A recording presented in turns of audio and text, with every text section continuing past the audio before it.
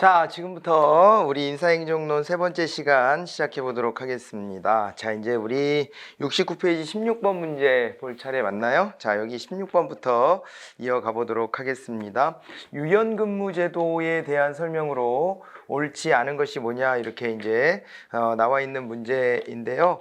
자, 이제 유연근무제도에 대한 설명 옳지 않은 것, 유연근무제다라고 하는 게 가끔 또 시험에 잘 출제가 되고 있습니다. 우리 이제 보면은 유연근무제다 그랬을 때 유연근무제 같은 경우에는 이제 근무를 좀 이제 어떻게 보면 신축적으로 할 수 있게 만들어 주는 거거든요. 자, 그래서 이제 요 안에 보면은 시간 선택제 공무원이 있어요. 시간 선택제 공무원이 있고요. 자, 그 다음에 탄력 근무 제도가 있습니다. 탄력 근무제가 있고요. 그 다음에 원격 근무제가 있죠. 이렇게 구분을 하셔야 돼요. 원격 근무제까지 나눠집니다. 시간 선택제, 탄력 근무제, 원격 근무제 이렇게 이제 나눠지고, 시간 선택제 공무원이다 그랬을 때는 요게 이제 크게 보면 시간 선택제 뭐가 있냐면요. 시간 선택제 채용 공무원이 있고요. 채용 공무원이 있고, 그 다음에 또 이제 시간 선택제 무슨 공무원이 있냐면요. 시간 선택제 여기서 이제 전환 공무원이 있어요. 전환 공무원이 있습니다. 자, 이거 원래 이제 시간 선택제가 아니었던 공무원이 시간 선택제 공무원으로 전환된 케이스다. 이렇게 보시면 되고, 그 다음에 이제 시간 선택제 여기 이제 임기제로 채용된 공무원도 있어요. 임기제 공무원. 이렇게 이제 구분을 해볼 수가 있습니다. 예, 이렇게 되고요. 그 다음에 이제 탄력 근무다 그랬을 때는 이제 근무 시간을 이제 조율하는 거예요. 그래서 있잖아요. 집약 근무 같은 것도 가능하고요. 집약 근무제 뭐 이런 거라든가 선택 근로 있잖아요. 선택 해가지고 자기가 이제 이 시간을 갖다가요 조율을 하는 거예요. 그러니까 어떤 경우에는 시간 선택제 하고는 좀 다른 게, 시간 선택제는 원래 정해져 있는 시간보다 적은 시간을 일하는 공무원이라고 생각하시면 되고, 탄력 근무제는 정해진 시간을 일하는데 그 근무 시간을 이제 조율하는 거예요. 그래서 집약적으로 몰아서 이렇게 근무를 하고 휴일을 좀 많이 갖는 거죠. 이제 그렇게 갖기도 하고, 그 다음에 있잖아요. 자율 근무 같은 것들을 또 하기도 합니다. 그래서 이제 자기가 그 근무 시간을 채우기만 하면 되는 거 있잖아요. 예, 그래서 이제 집약 근무도 하고 자율 근무도 하고, 그 다음에 또 뭐 이제 근무 시간 선택제 이런 것도 있죠. 근무 시간 선택도 합니다. 선택 근로도 하고요. 근무 시간을 이제 조율하기도 합니다. 근무 시간을 이제 선택한다. 이렇게 이제 봐두시면 되고요. 자율 출퇴근제 뭐 이런 거 있잖아요. 출퇴근 시간을 조율하고 뭐 이런 것들을 하면은 그게 이제 탄력 근무라고 보시면 돼요. 그리고 이제 원격 근무다 그랬을 때는 원격 근무에는 이게 재택 근무형이 있고요. 재택 근무형이 있고, 그 다음에 스마트 워크라는 개념이 있죠. 스마트 워크형 원격 근무 제도가 있습니다. 다만 이제 스마트 워크형이다 그랬을 때는 보안상의 문제 때문에 스마트 워크 센터 정도를 운영해서 이 안에서 근무하게 한다 그렇게 말씀드렸었고, 재택근무도 보안 문제가 좀 걸리는 것은 뭐 마찬가지이기는 합니다. 그래서 원격 근무에서는 보안 문제가 걸리면 이게 좀 제약이 된다 이렇게 봐두시면 될 텐데, 자 이제 한번 볼까요? 유연근무제는 시간 선택제, 전환 근무제가 포함이 되고요. 탄력 근무제 같은 것도 포함이 되고 원격 근무제가 포함이 된다 그랬습니다. 원격 근무제 같은 경우에는 여기는 이제 재택근무형과 스마트 워크 근무형으로 이제 구분이 되고요. 심각한 보안의 위험이 예상되는 업무는 온라인 원격 근무를 할 수 없도록 하고 있습니다. 그리고 재택근무자의 재택근무일에도 시간의 근무수당 실적분과 정액분을 모두 지급한다 그랬는데, 여기서 실적분은 제외가 돼야 돼요. 정액분은 줄 수 있지만 재택근무하는 사람의 실적이 얼마나 높은가 낮은가를 가지고 체크해서 이것을 지급해 주기는 좀 어렵죠. 그래서 정액분을 지급하는 것은 지급하지만은 실적분을 지급하는 것은 조금 이제 어렵다, 이렇게 봐두시면 되겠습니다. 아시겠죠? 자, 그런 식으로 해가지고 여러분들이 요 종류들을 좀 이렇게 나눠서 이렇게 보시고요. 그 다음에 이제 17번으로 넘어가 보도록 하겠습니다. 공무원의 근무 방식과 형태에 대한 설명 옳지 않은 것 그랬습니다. 유연근무제, 유사 문제죠. 유연근무제는 공무원의 근무 방식과 형태를 개인 업무, 기관 특성에 따라 선택할 수 있는 제도이고, 시간 선택제 근무는 통상적인 전일제 근무 시간보다 길거나 짧은 시간을 근무한다. 전혀 그럴 수 없고요. 짧은 시간만 하는 거예요. 더 길게 하면 근로기준법 위반이에요. 항상 정부는 모범적인 고용주로서의 역할을 수행해야 된다고 했기 때문에 짧은 시간을 근무하는 건 가능하지만 더 긴 시간을 법을 어겨가면서 일하게 할 수는 없습니다.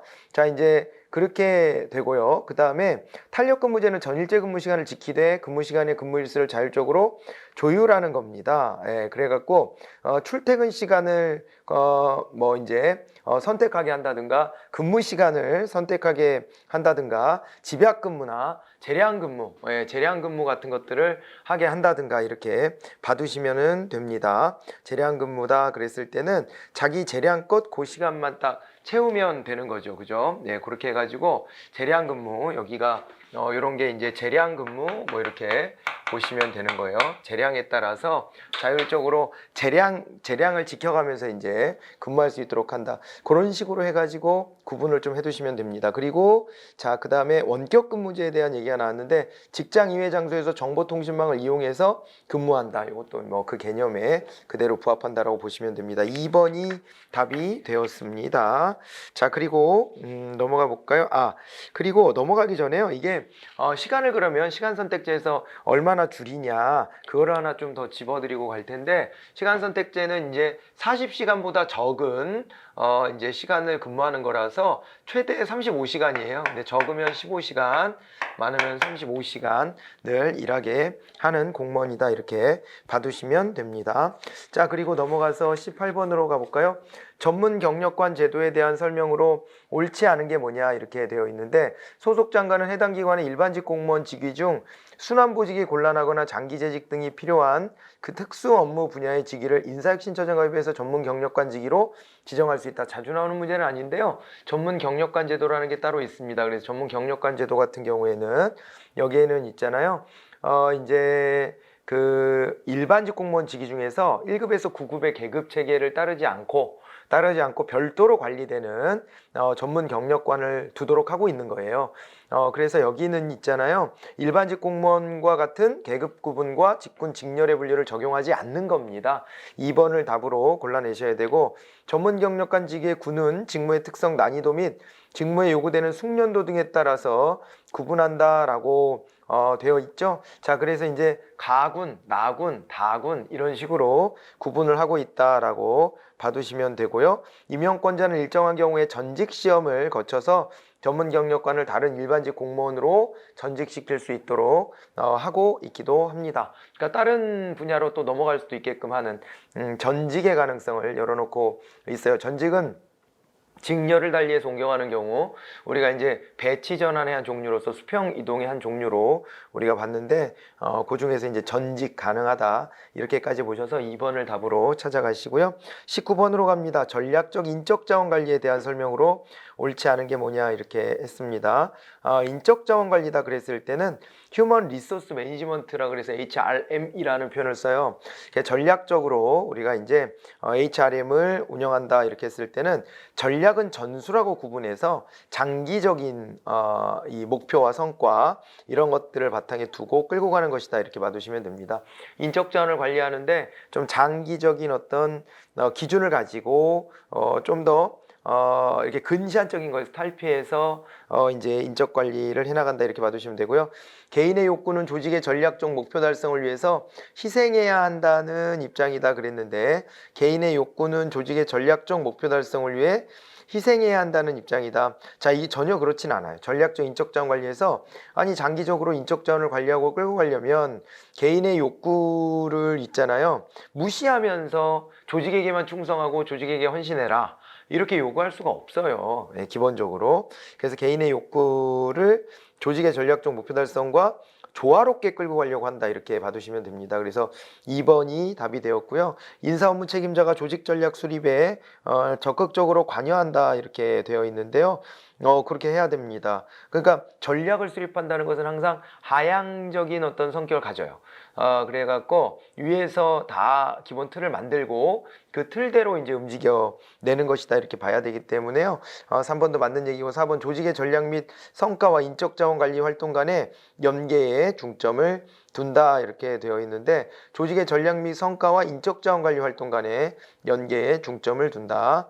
자 이제 그렇게 해가지고 맞는 얘기로 요것도 그냥 그대로 그냥 뭐 있는 그대로 읽어내시면 되겠습니다. 2번이 답이 되었고요. 20번은 이제 배치 전환 이렇게 이제 나와 있습니다. 배치 전환을 이해하려면은 우리가 이제 뭘 봐야 되냐면 자 이제 임용에 대한 얘기를 다시 한번 정리를 좀 해봐야 되겠어요. 우리 이제 인사행정에 3대 이제 요소가 있죠, 그죠? 인사행정에 3요소가 있습니다. 자 우리 요 아래쪽에다 한번 써볼까요? 인사행정에 3대 요소라고 하는 것이 있죠. 3대 요소. 그렇게 했을 때 우리가 이 3대 요소를 어떻게 나눠봤었냐면 인사행정의 3대 요소가 일단은 먼저 인사행정의 3요소로 먼저 꼽아볼 수 있는 게 바로 임용이었어요. 임용이 있었고 그리고 또 뭐가 있냐면은 이제 능력 발전이라는 부분이 있죠. 능력 발전이라는 부분이 또 있고요. 그 다음에 또 하나는 사기를 끌어올려야 된다라고 하는 사기 악량의 부분이 있습니다. 사기를 끌어올려야 된다라고 하는 사기 악량의 부분이 있어요. 자 이제 이렇게 나눠놓고 봤을 때 그중에 임용에 대한 얘기를 그중에서 보자는 얘기입니다. 자 임용이다 그랬을 때는 임용이요 여기가 이제 외부에서 사람들을 발탁해서 데리고 오는 외부 임용이 있고 그 다음에 내부에서 이 임용을 돌리는 방식이 있습니다. 내부 임용의 방식이 있죠. 외부 임용과 내부 임용을 이렇게 이제 나눠볼 수가 있겠고요. 그 다음에 이제 외부 임용이다라고 했을 때 여기에는 이제 또 크게 보면 여기서 이제 신규 채용이 있겠죠, 그죠? 신규 채용이 있을 텐데 이 신규 채용이다 그랬을 때 여기에 이제 어떻게 나눠져요? 여러분들이 대부분이 다 도전하고 있는 게 공개 경쟁 채용이었어요. 공개 경쟁 채용이 되고 그 다음에 있잖아요. 또 일부는 요게 이제 내가 뭔가 쌓아놓은 스펙이 있다 이렇게 했을 때 그 스펙을 전제해 가지고 경력 경쟁 채용을 합니다. 그죠? 경력 경쟁 채용도 합니다. 자 그래서 공개 경쟁 채용과 경력 경쟁 채용이라고 하는 이 두 가지 있잖아요. 두 가지 방식으로 신규 채용을 하고 있다라고 봐두시면 되는 것이고요. 이 채용을 할 때에는 또 이제 뭘 따라가 줘야 되냐면 채용을 할 때는 어떻게 되는 거예요? 요때는 맨 처음에 이제 신규 채용할 때는 일단은 이제 모집을 해야죠. 모집을 하고 이거에 따라 시험을 치르고 그 다음에 시험의 결과를 바탕으로 임용을 하는 것이다. 이렇게 절차를 확인해 보시면 되겠고요. 자, 그 다음에 이제 외부 임용하는 것 중에 이 개방형 직위 같은 경우에도 외부 임용이 가능했습니다. 개방형 직위다 그랬을 때에는 요거는 이제 공직의 내부와 외부에서 채용하는 것이 가능하다 그랬었죠. 요거는 이제 공직의 내부에서도 개방형 직위로 지원을 할 수가 있지만은 그러나 여기에 뭐가 열려져 있냐면은 개방형직에는 공직의 외부에 있는 인사들도 들어올 수 있다 했기 때문에 요거를 이제 외부 임용의 종류로 한번 소개를 해 봅니다. 자, 공직 외부에서도 데리고 들어올 수 있고 임기제 공무원으로 보호하게 되는 것이죠. 개방형직이다. 그러면서 이 개방형직이와 관련해서는 어떻게 공부했었냐면 고위공무원단 직위, 고위공무원단 직위에 어땠어요? 20%와 그 다음에 이제 과장급 직위에 20%를 개방형 직위로 하게 되어 있고 그 다음에 또 이게 국가공무원들이었다면 지방공무원도 대상이 좀 있죠. 지방공무원 중에서 5급 이상에 해당되는 지방공무원이다 그랬을 때는 10% 범위에서 개방형 직위를 한다 이렇게 봐두시면 되겠습니다. 개방형 직위고 그 다음에 이제 내부 임용이다 라고 했을 때 내부 임용 같은 경우는 여기서 이제 수평 이동과 수직 이동이 나눠지는 것이죠. 수평적 이동과 그 다음에 수직 이동이 나누어집니다. 수평 이동과 수직 이동이 나누어지는데, 수평 이동이다 그랬을 때에는 옆으로 같은 계급 안에서 왔다리 갔다리 하는 거죠. 그죠? 그래서 이제 수평 이동이다 그랬을 때에는 요거를 이제 다른 말로 우리가 배치 전환이다, 전환 배치다, 이렇게 이제 설명을 합니다. 그래서 수평 이동에 해당되는 것들이 뭐가 있었죠? 수평 이동이다 그랬을 때는 여기에서는 이제 전직, 앞에서도 문제에서 잠깐 다뤄졌었던 전직도 있고, 그 다음에 이제 전보도 있고, 그 다음에 이제 전입도 있고, 그리고 또 파견도 있다, 이렇게 보시면 됩니다. 이렇게 되는데, 여기를 보게 되면 일단은 전직이다 그랬을 때 전직은 직렬 간 이동이에요. 직렬 간 이동이고, 전보는 직렬 내에 순환보직하는 거죠. 직렬 내에서 순환보직하는 것이고, 이거는 이제 순환보직 정도로 생각하시면 되고, 그리고 이제 전입이다 이렇게 했을 때는 전입은 있잖아요. 이건 어떻게 되는 거예요? 전입이다 그랬을 때는 아예 소속의 변동이 있는 거예요. 소속의 변동이 있어 버리는 것이고, 그래서 이게 전직과 전입 같은 경우에는 요 둘은 시험을 치르는 것이 원칙이에요. 전보 빼고요. 시험을 치르는 것이 원칙이고, 파견이다 그랬을 때는 원 소속을 유지하는 속에서 이제 다른 자리에 가서 다른 자리에 보호해서 거기에서 일하다가 그러다가 이제 다시 되돌아오는 것입니다. 자, 원소속 유지 파견 이렇게까지 받으시면 되겠고, 수직 이동이다 라고 했을 때에는, 수직 이동 같은 경우에는 어떻게 되냐면요, 위아래로 이제 오르락 내리락 하는 거잖아요.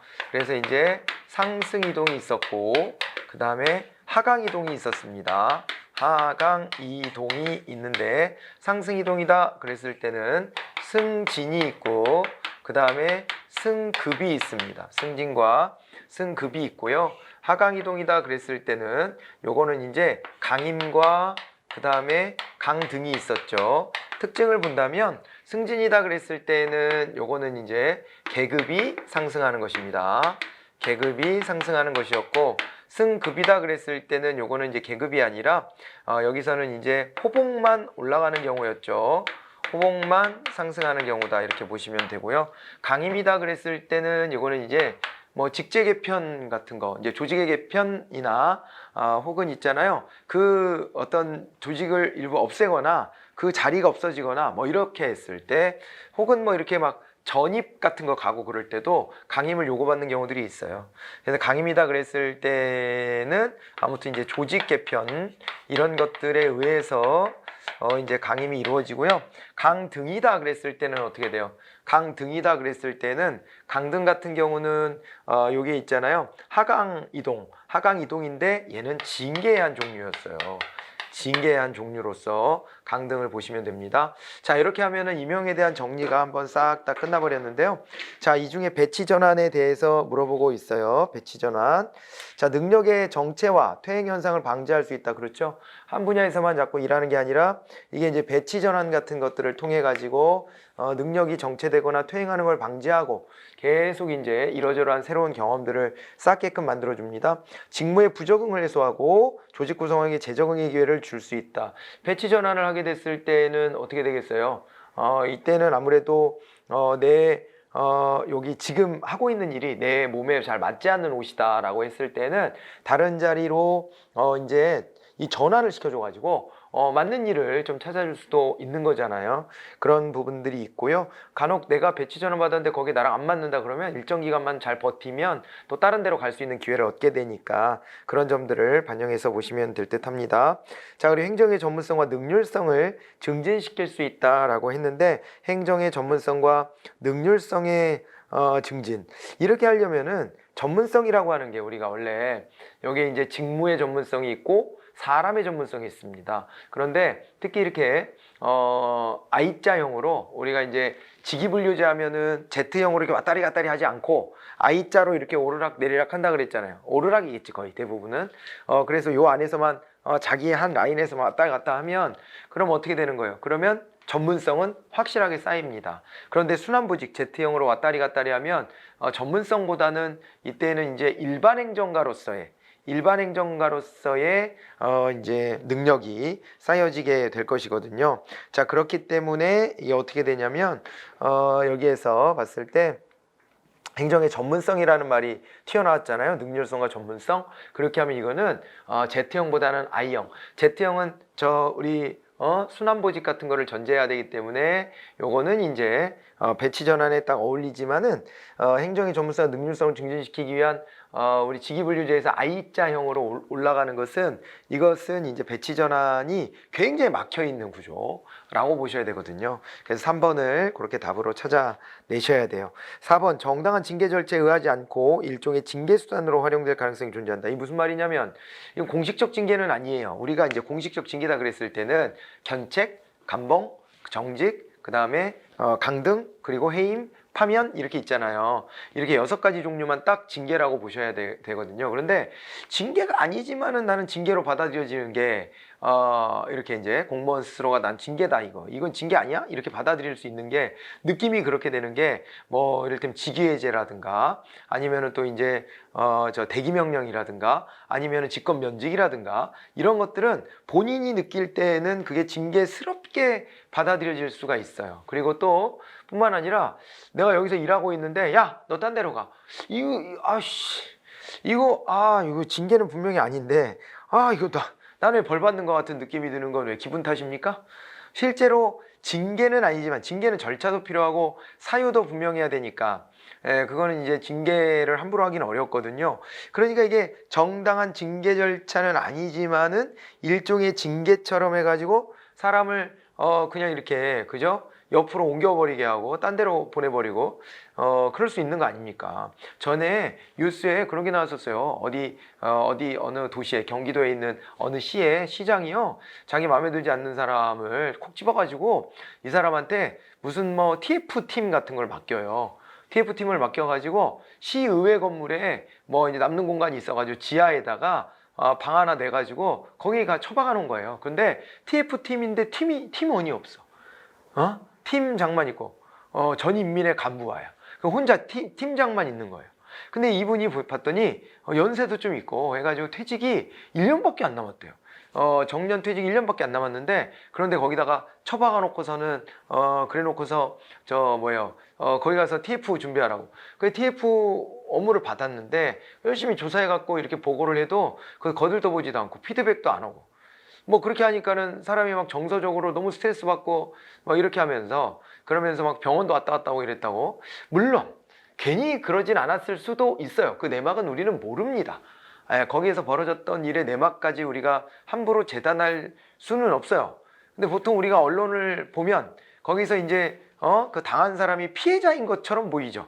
그리고 이제 시장은 아주 나쁜 사람 이렇게 이제 보이지만은 무슨 일이 서로 간에 있었길래 이렇게 된 건지까지는 잘 모르겠어요.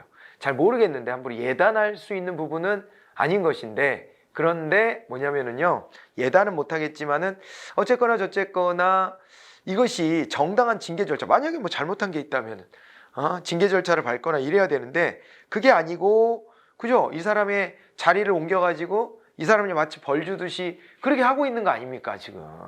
그래요 안 그래요? 그거는 분명해요. 그래서 그것이 잘못됐다라는 비판은 분명히 받아들일 수밖에 없는 지점이에요. 그래서 시장한테 기자가 가서 인터뷰 달라고 그랬더니 그런 게 아니고 팀원도 지금 보내려고 했다 이런 식으로 이제 막 둘러대요.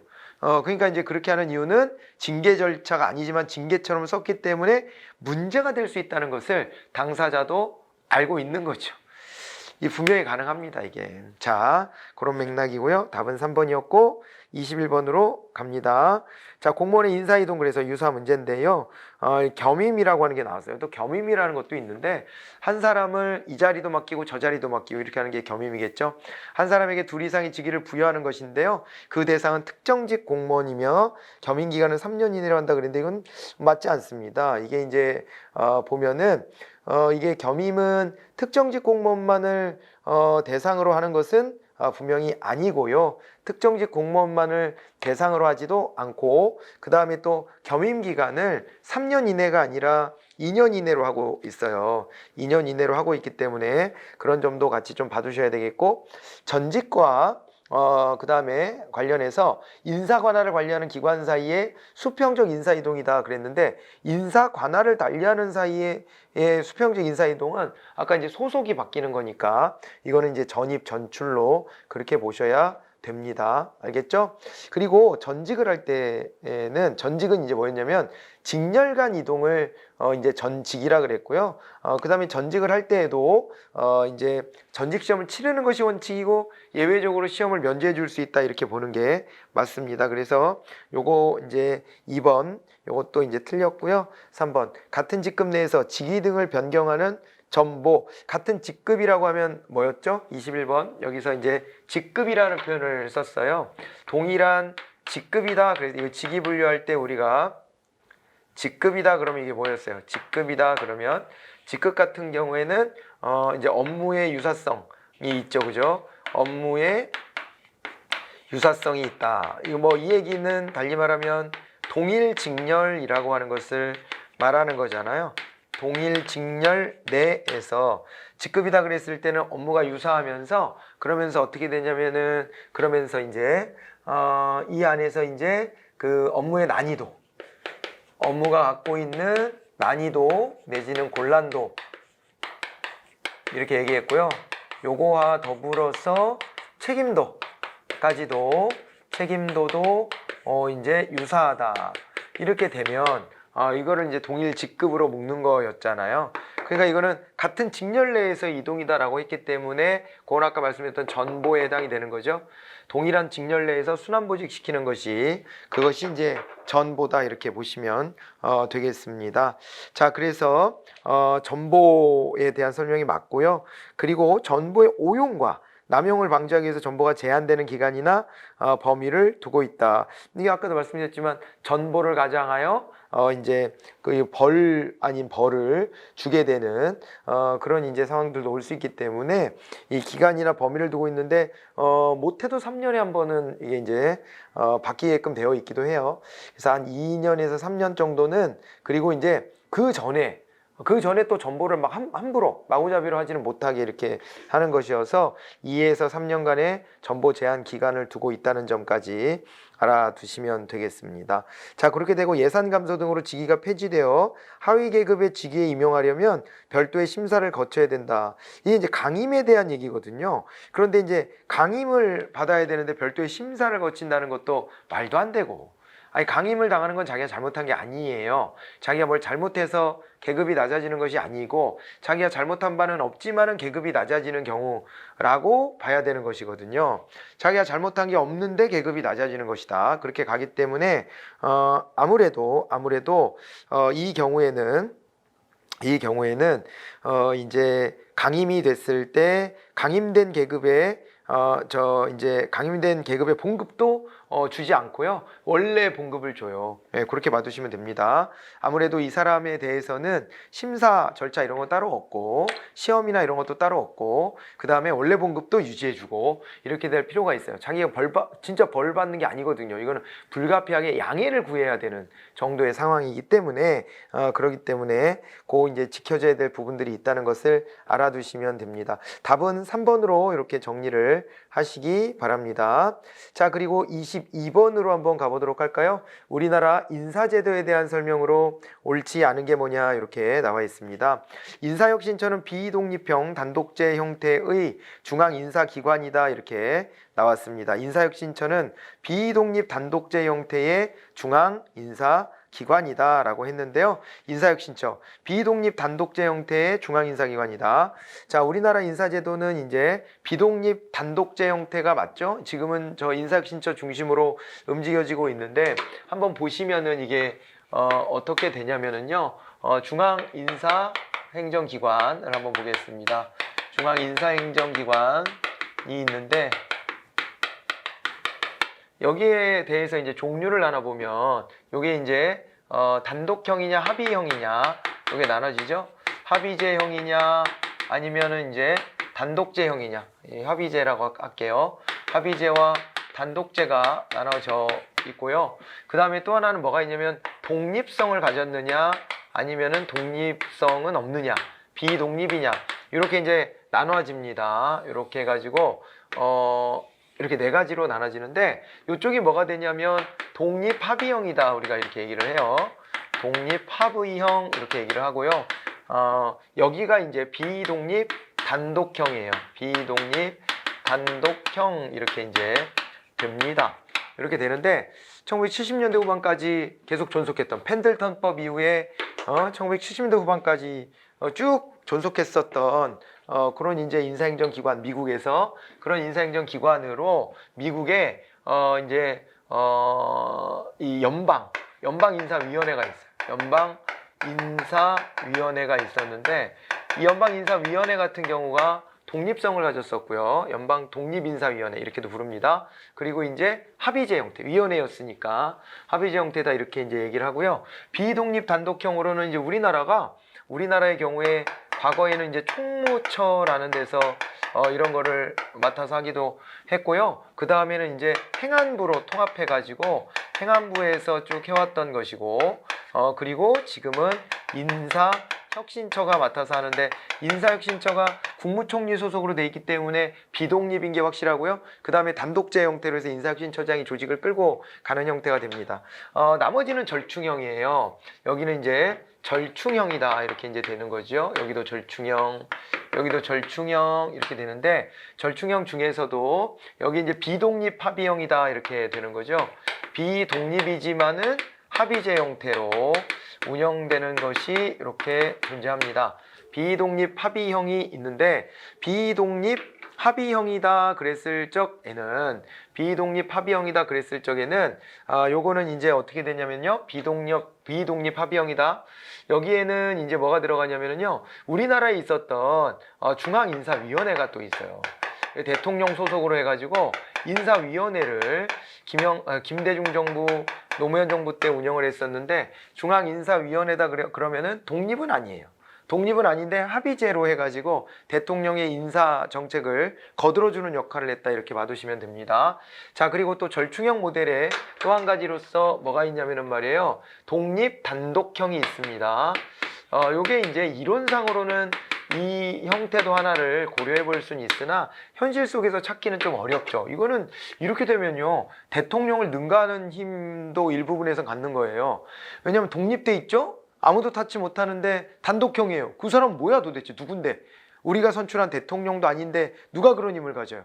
이거는 되게 위험한 일이에요. 견제도 받지 않으면서 혼자 한다는 것은 말이 안 돼요. 독립합의형 같은 경우에는 독립이 돼 있더라도 합의제이기 때문에 내부 견제가 분명히 존재한다라고 보거든요.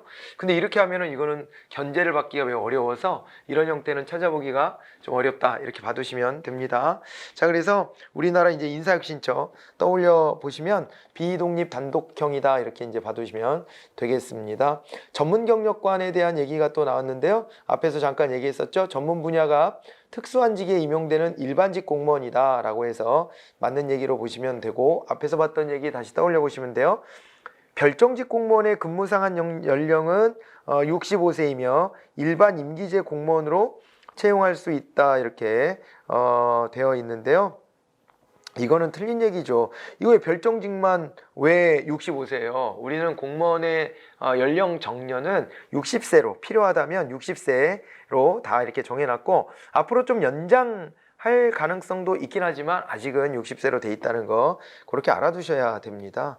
네, 그렇게 되고요. 각 부처의 고위공무원을 범정부적 차원에서 효율적으로 관리하고자 고위공무원단 제도를 운영하고 있다. 이것도 맞는 얘기죠. 2006년부터 고위공무원단 제도, 노무현 정부 때인데 고위공무원단 제도가 도입이 되었어요. 그래서 고위공무원단 제도를 통해 가지고 어떻게 하냐면은 이제 그 각 부처별로의 할 거, 요거를 이제 막고 이제 인사의 어떤 그 교류가 굉장히 활발해지게끔 이렇게 만들었고, 심지어 이제 그 능력을 보고 이제 직권면직도 할 수 있게끔 이렇게 또 더 열어놨다는 점에서 의의가 있다 이렇게 봐두시면 되겠습니다. 틀린 것은 3번으로 이렇게 체크를 하시면 되겠네요.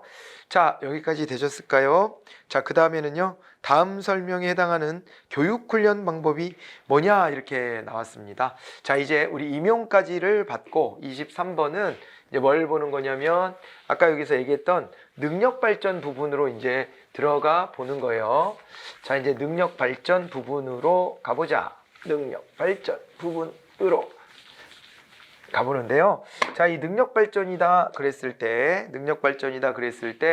요거는 이제 어떻게 되냐면, 능력 발전과 관련돼서는 이제 두 가지 정도의 개념을 여기다가 같이 연계해서 볼 수가 있습니다. 능력 발전을 위해서는 교육훈련이라는 것도 필요하고요. 그 다음에 이제 또 하나는 바로 근무 성적 평정이라고 하는 거. 요것도 필요합니다. 근무 성적 평정. 이걸 통해서 자기의 부족한 점을 파악하고 그 부족한 점을 채우는 것이 일종의 이제 능력 발전이다. 이렇게 이제 보는 것이지 않겠습니까? 자, 그렇게 되는데 여기서 이제 능력 발전의 교육 훈련이다라고 했을 때 이 교육 훈련이 어떻게 되는가를 좀 보겠습니다. 이 교육 훈련에는 우리가 이제 이런 구분을 가지고 나눴어요. 이제 어느 곳에서 하느냐. 이 이제 그리고 일을 실제로 맡겨놓고 교육훈련 하는 것인지 아니면은 일에서 잠깐 떨어져 나와서 이제 훈련원에 가서 훈련을 받아야 되는 것인지 이거에 따라 갖고 우리가 이제 OJT 하고요, OFJT라는 개념으로 이렇게 이제 나눠 봅니다. 그죠? OJT하고 OFJT로 이렇게 나눠 봅니다. 물론 이제 단계별로 보면은 무슨 뭐 다른 기준으로 이제 단계별로 보면 신규 채용자 훈련도 있을 수 있고, 재직자 훈련도 있을 수 있고, 감독자 훈련도 있을 수 있고, 그 다음에 또 무슨 훈련도 있을 수 있냐면은 이제 또 거기에 관리자 훈련도 따라 붙을 수가 있어요. 이제 그런 기준도 있습니다. 이거는 이제 참고로 한번 또 볼까요?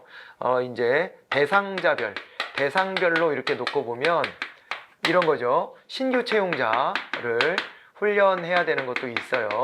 신규 채용자 훈련이 있고요.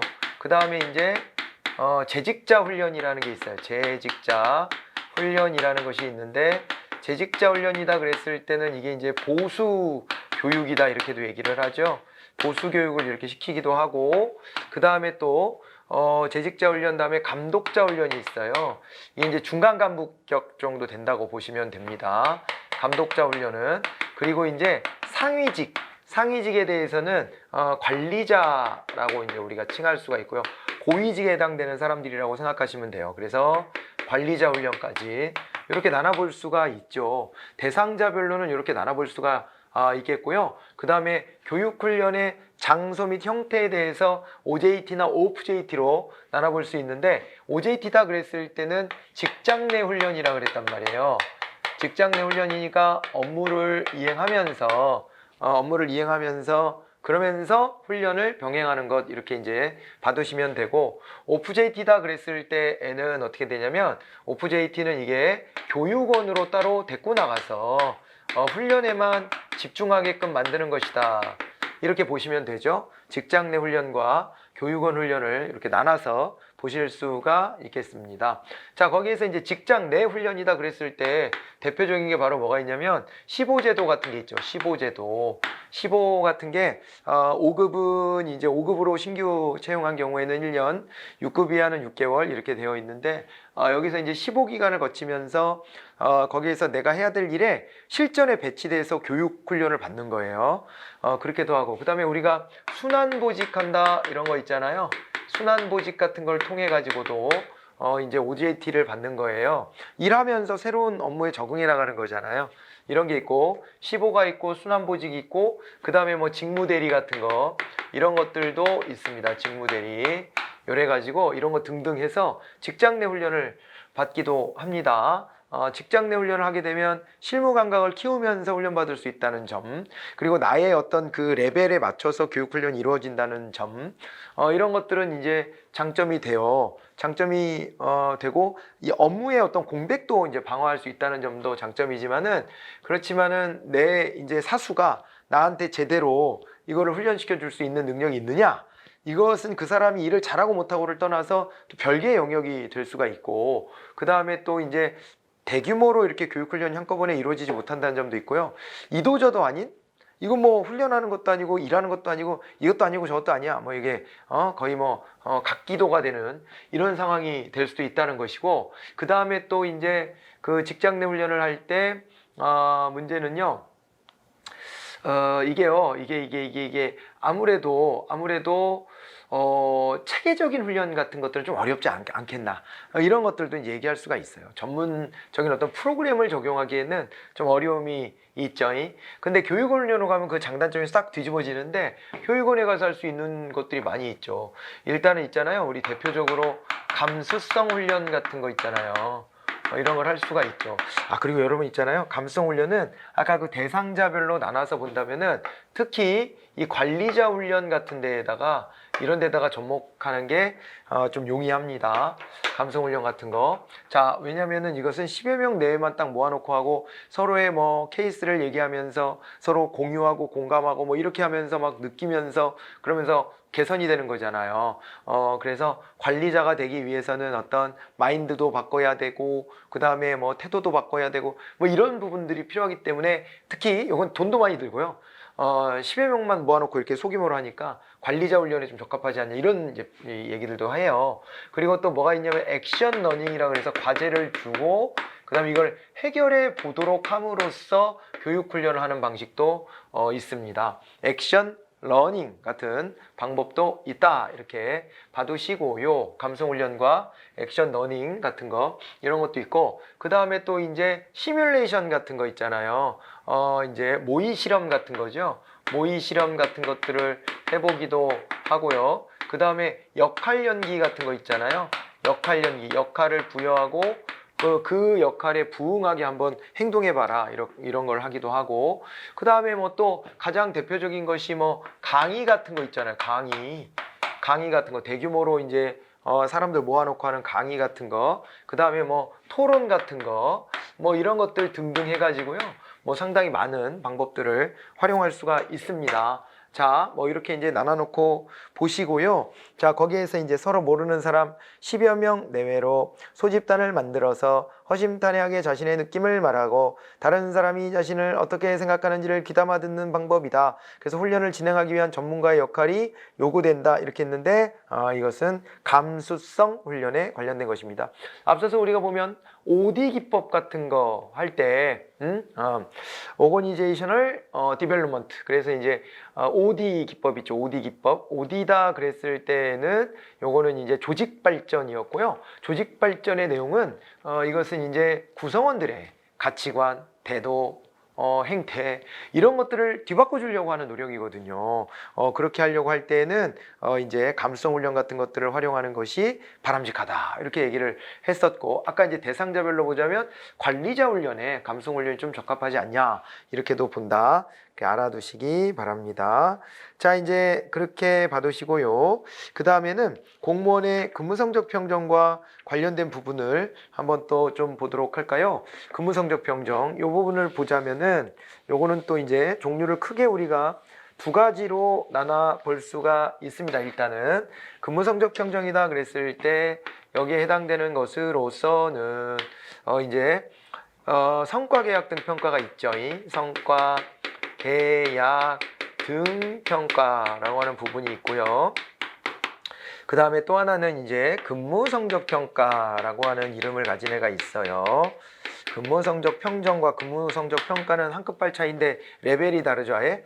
자, 이제 이렇게 해가지고 성과 계약 등 평가 같은 경우에는 4급 이상을 대상으로 한다는 거 꼭꼭 알아두셔야 돼요. 4급 이상을 대상으로 한다라고 하는 거 알아두시고요. 성과 계약을 이제 체결하고 그거에 따라서 성과 계약이 잘 이루어졌는지, 그거를 잘 수행했는지, 이런 것들을 평가를 합니다. 그래서 연 1회 진행을 해요. 연 1회 12월 31일에 진행을 하고, 이런 것들이 이제 연봉에도 반영을 한다, 이렇게 보시면 됩니다. 근데 이제 근무 성적 평가에 대한 얘기를 좀 해보자면, 이거는 이제 5급 이하를 대상으로 해가지고 근무 성적 평가를 합니다. 근무 성적 평가를 하고 여기는 이제 연 2회 진행을 하지요. 연 2회 진행을 하는데 6월 30일하고 12월 31일에 6월 30일하고 12월 31일에 연 2회 진행을 합니다. 근무 성적 평가. 그렇게 되고요. 여기서 이제 평가하는 것은 이제 근무의 실적이죠. 근무 실적과 그 다음에 또 꼭 봐야 되는 게 여기서는 이제 직무를 수행할 수 있는 능력, 직무 수행의 능력치를 함께 고려하는데요. 여기다 플러스 해가지고 필요하다 생각이 들을 때는 거기서 더 나가서 자, 거기서 이제 더 나가서 근무 태도 같은 거 있잖아요. 직무 태도 같은 거, 근무 태도 이렇게 볼까요? 근태라 그러죠. 직무 수행 태도 같은 것들을 볼 수도 있고, 그 다음에 아니면은 이 사람의 뭐 어떤 적성 같은 거 있잖아요. 이런 것들을 고려하는 것도 가능하긴 한데, 그런데 이제 근무 실적과 직무 수행 능력은 반드시 보도록 되어 있다, 이렇게 생각하시면 됩니다. 자, 그리고 이제 등급을 나눌 때 등급의 구분은 이제 3단계 이상으로 나누게 되어 있고요. 3단계 이상으로 나눠서 여기에서 이제 최상위 등급은 어떻게 해야 돼요? 최상위 등급은 이제 20% 이내로 하게 되어 있고요. 20%까지만 하게 되어 있고, 최하위 등급 같은 경우에는 최하위 등급은 얼마큼이에요? 요거는 이제 10%는 최소한 최하위 등급을 줘야 된다, 이렇게 봐두시면 됩니다. 최하위 등급은 10%까지는 줘야 된다, 이렇게 봐두시고, 그 다음에 우리가 그래서 채택하고 있는 게 도표식 평정 척도법이거든요. 도표식 평정 척도법 이렇게 됩니다. 평정 척도법, 도표식 평정 척도법이 되고요. 그 다음에 이 도표식 평정 척도법을 쓰면서 그러면서 어떻게 되냐면요, 플러스 방금 전에 얘기한 게 강제 배분법이기도 한 거죠. 강제 배분법도 쓴다. 이게 등급별로 이렇게 나눠서 꼭 배치하도록 하고 있기 때문에 강제 배분법도 쓴다, 이렇게 봐두시면 됩니다. 자, 이제 이런 내용들을 우리가 좀 정리해 놓고 관련된 문제들을 쭉쭉 풀어 나가 봐야 될 것 같은데요. 24번부터 다음 시간에 문제를 이어서 한번 해보도록 하죠. 네, 수고들 하셨습니다.